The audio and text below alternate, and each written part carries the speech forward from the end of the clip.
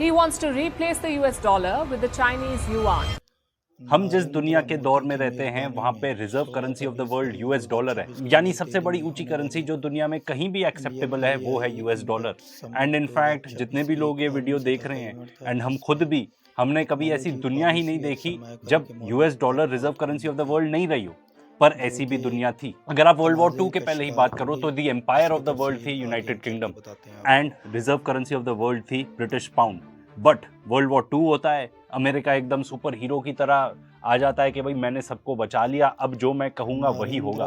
तो वो अपने सारे एलाइज सबको इकट्ठे करके ब्रेटन वुड्स एग्रीमेंट साइन करते हैं, जिसमें ये बताया जाता है कि भाई यूएस डॉलर के अगेंस्ट पेग हो जाएगी बाकी सारी करेंसीज उनके एलाइज की। और उस टाइम पर यूएस डॉलर बैक्ड था बाय गोल्ड। आज के डेट में it is not backed by gold. आपको बहुत सारे लोगों को लगता होगा कि भाई यूएस डॉलर है तो किसी ना किसी चीज से तो बैक होता होगा, बट नहीं, ऐसा बिल्कुल भी नहीं है। एंड ये सब चेंज हुआ था 1971। इससे कई टाइम पहले तो फ्रीली इंटरचेंजेबल रहती थी currency between dollar and gold, but अब उसके बाद इनको लगा कि भाई हमको गोल्ड वोल्ड की क्या जरूरत है, लोग वैसे ही यूएस डॉलर को ट्रस्ट करते हैं, तो क्यों हम अपने करेंसी को इतना ज्यादा लिमिट करें। क्योंकि अगर आपके पास ज्यादा गोल्ड रिजर्व नहीं है, अगर आप नहीं बढ़ाते हो तो फिर आप प्रिंट भी नहीं कर सकते theoretically. And at that time जब ब्रेटन वुड्स एग्रीमेंट हुआ था तब यूएस के पास सबसे ज्यादा गोल्ड का रिजर्व था, जो था basically 80% of the world's entire gold reserve. ये तो 1971 में होता है। ये लोग भले ही जो भी बोले रीजन ये था वो था, असली बात तो ये है कि भाई आप छाप ही नहीं सकते थे और करेंसी अनलेस आप और गोल्ड खरीदते।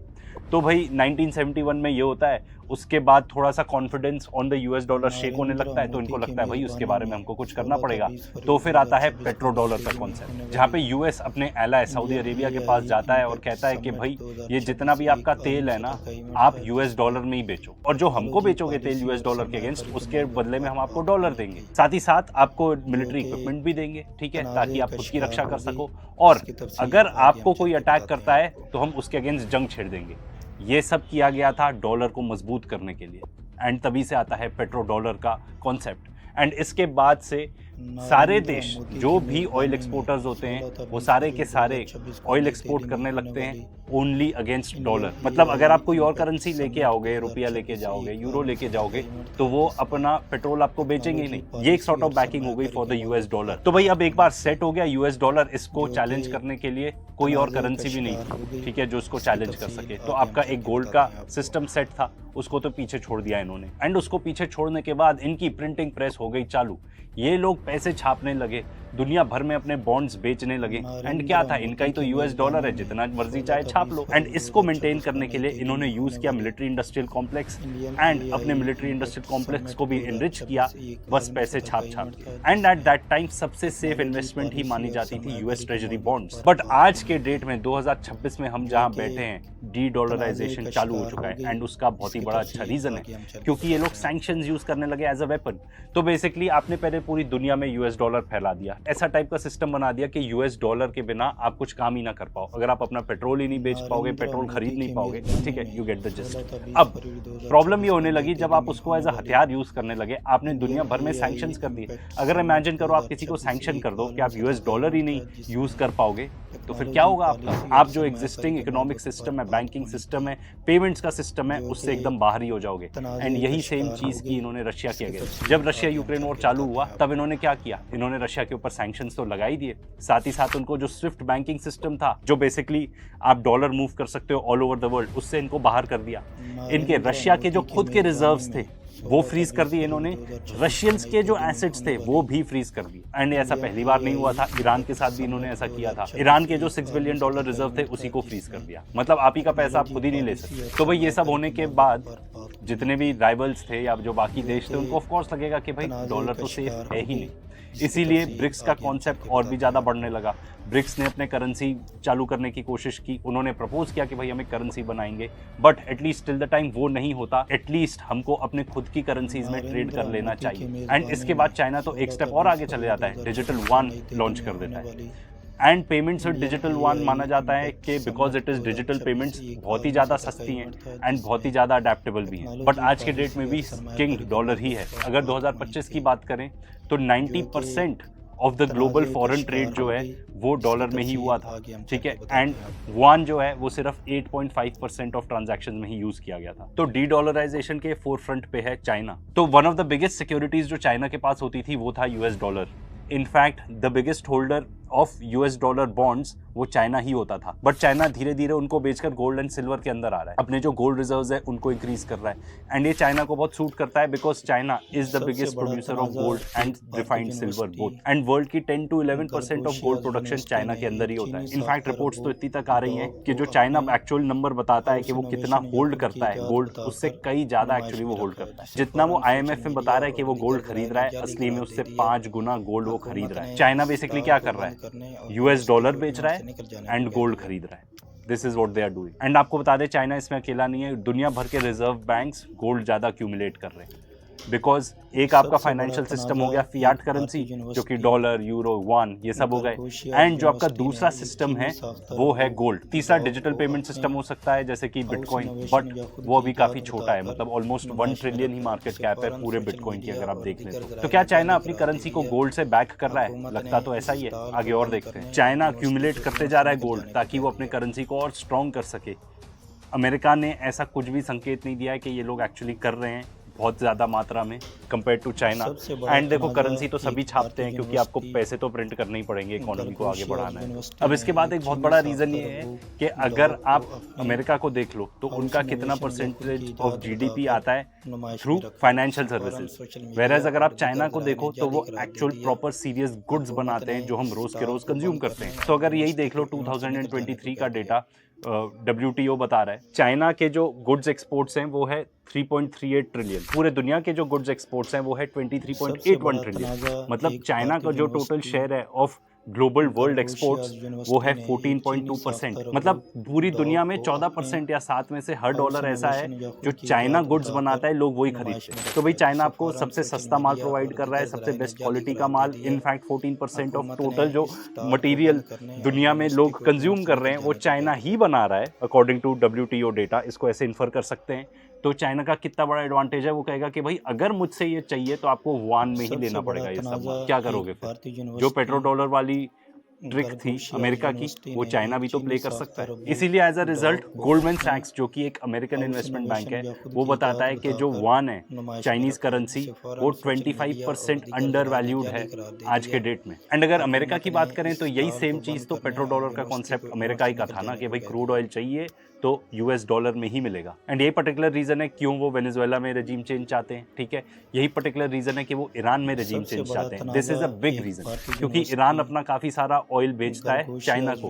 एंड वो कौन सी करेंसी में बेचता है? यूएस डॉलर में तो बेचता नहीं होगा, चाइनीज युआन में बेचता है। साथ ही साथ लिबिया और इराक ऐसे 2 देश थे जहाँ के लीडर्स ने ये डिसाइड किया था कि हम ऑयल यूएस डॉलर में नहीं बेचेंगे, हम किसी और करेंसी में बेचेंगे। सद्दाम हुसैन की बात करें तो उन्होंने इराक में यूएस डॉलर के बजाय यूरो में बेच दिया था ऑयल।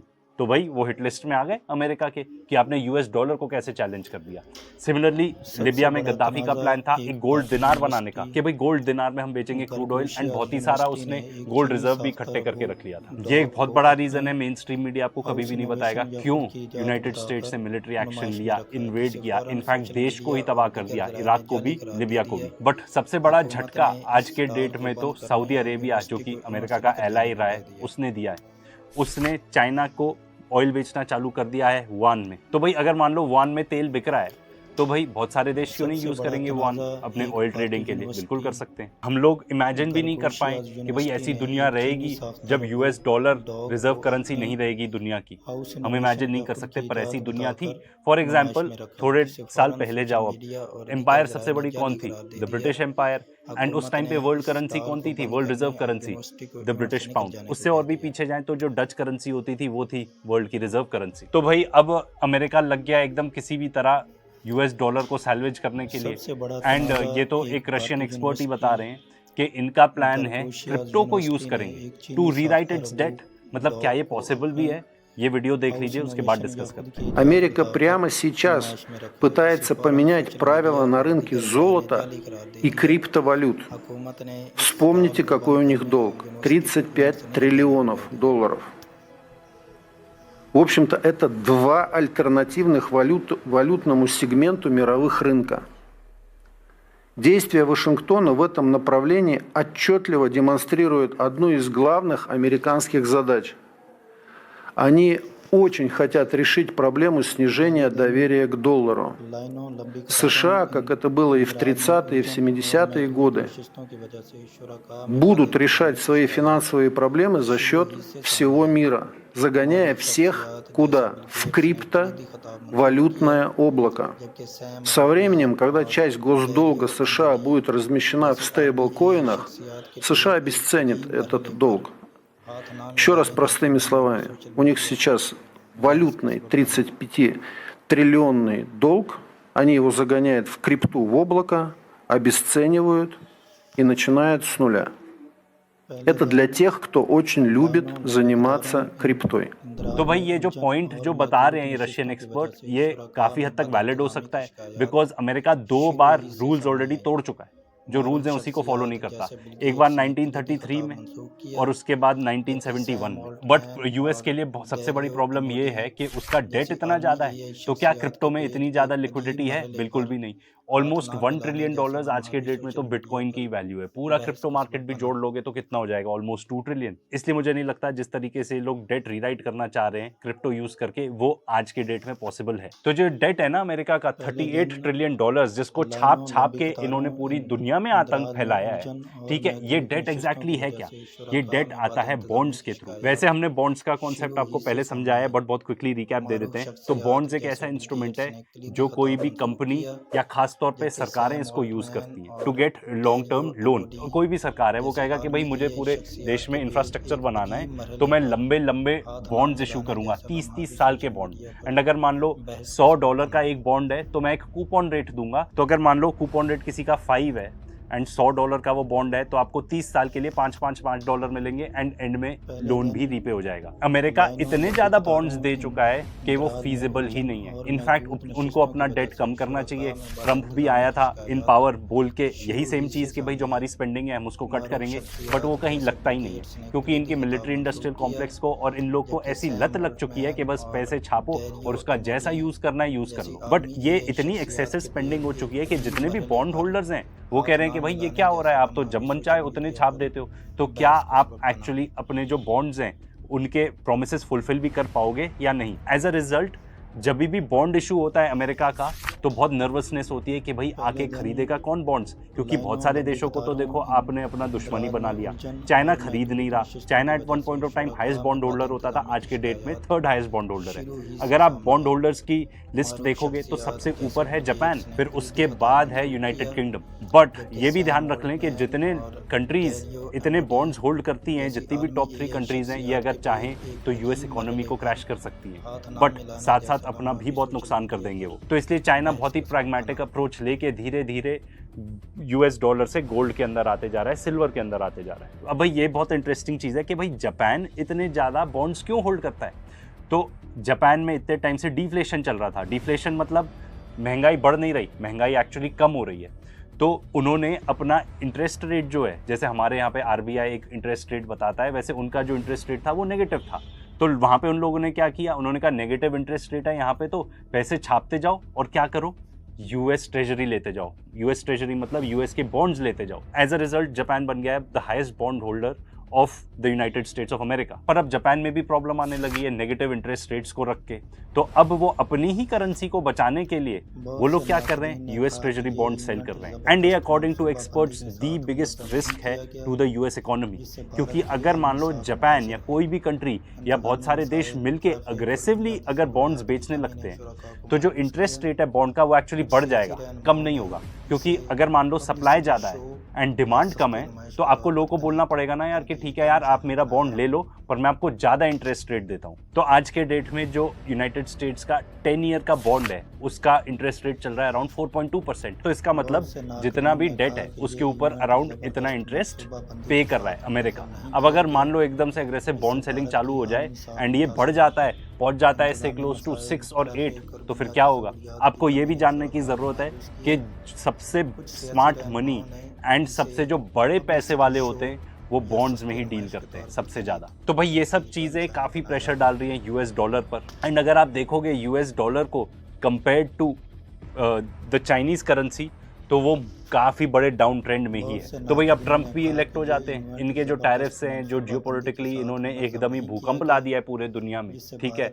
एंड द फैक्ट कि जो जेरोम पावल है, जो फेडरल बैंक है, मतलब अमेरिका के सेंट्रल बैंक के जो चेयरपर्सन है, उनके अगेंस्ट उन्होंने क्रिमिनल इन्वेस्टिगेशन चालू कर दी। क्योंकि ट्रम्प क्या चाहता है, वो चाहता है इंटरेस्ट रेट कम करो ताकि लिक्विडिटी और आ जाए सिस्टम में, तो इकोनॉमी बढ़ जाए। बट जो फेड चेयर है Jerome Powell, he wants to act independently, वो इंडिपेंडेंटली ही उनको एक्ट करना चाहिए, ठीक है। तो इससे दुनिया में क्या हो रहा है, मिसट्रस्ट बढ़ रहा है ऑन यूएस डॉलर, क्योंकि उनको लग रहा है कि भाई इतना बड़ा देश एंड इनका जो सेंट्रल बैंक है वही इंडिपेंडेंट नहीं है। ट्रम्प जैसे अनस्टेबल आदमी के हाथ में जो कुछ भी बोल देता है, कुछ भी कर देता है, पूरी डोर अगर आ गई वहां के सेंट्रल बैंक की, तो यूएस डॉलर का क्या हाल होगा। जितना मिसट्रस्ट आएगा डॉलर के ऊपर, उतना ज्यादा मुश्किल होगा इनको अपने बॉन्ड्स बेचना दूसरे देशों को। तो देखो, पैसा कहीं गायब नहीं हो जाएगा, पैसा एक एसेट क्लास से दूसरे एसेट क्लास में जाएगा। शायद यही रीजन है कि बहुत सारे सेंट्रल बैंक्स, बहुत सारे बड़े इन्वेस्टर्स एक्चुअल फियाट करेंसी यानी कि यूएस डॉलर को डिच कर रहे हैं एंड गोल्ड एंड सिल्वर में जा रहे हैं। एंड यही वजह है कि गोल्ड और सिल्वर प्राइसेस इतने ज्यादा बढ़ गए, क्योंकि लोगों का ट्रस्ट नहीं रहा है फाइनेंशियल सिस्टम के अंदर। एंड देखो, ये लॉ ऑफ फिजिक्स है, हिस्ट्री रिपीट्स। तो हिस्ट्री में हमने यही देखा है कि एम्पायर्स बढ़ती हैं, फिर एम्पायर्स डिक्लाइन होती है। एज अ रिजल्ट उनकी जो करेंसी होती है वो भी रिजर्व करेंसी स्टेटस लूज कर सकती है, लूज करती है। एंड ये बात हमने एक्चुअली इस टॉपिक में डिस्कस की है। एंड अगर आपको इसके बारे में और जानना है, डेफिनेटली चेकआउट रेट डालियो, वो जितने अच्छे से इस चीज़ को एक्सप्लेन करते हैं और कोई नहीं करता है। तो भाई शी जिनपिंग ने आके बोल ही दिया है कि युआन बनना चाहता है नेक्स्ट रिजर्व करेंसी। तो जो बहुत सारे चाइना के अंदर इनर सर्कल में, उनको भी ये लगता है कि जो युआन की वीकनेस है बेसिकली, वो एक्चुअली कंट्री की ग्रोथ को रोक रही है। एंड चाइना से बड़ा कंपेटिटर और कोई है ही नहीं for the United states of America. And आप एक तरफ देखो, यूएस डॉलर है जिसके ऊपर मिसट्रस्ट इतना ज़्यादा हो चुका है, एंड वो एक ऐसा देश है जो जब चाहे किसी पर भी सैंक्शंस लगा देता है अपने हित के लिए, जब चाहे किसी पर भी टैरिफ लगा देता है अपने हित के लिए, जब चाहे किसी भी देश को तबाह करने पहुंच जाता है अपने हित के लिए या ज़ायनिस्ट के हित के लिए। तो भाई अब मैं आपसे ही पूछता हूँ कि अगर आपको दोनों में से कौन सी रिजर्व करेंसी चूज करनी होगी, एक ऐसा देश जिसको पता नहीं कौन लोग चला रहे हैं, एकदम पागलपन की तरह पूरे दुनिया को बुलडोज करने में लगा हुआ है, या एक ऐसा देश जो सबसे सस्ता, सबसे अच्छा माल आपको पहुंचवाता है, तो आप कौन सी करेंसी चूज करोगे?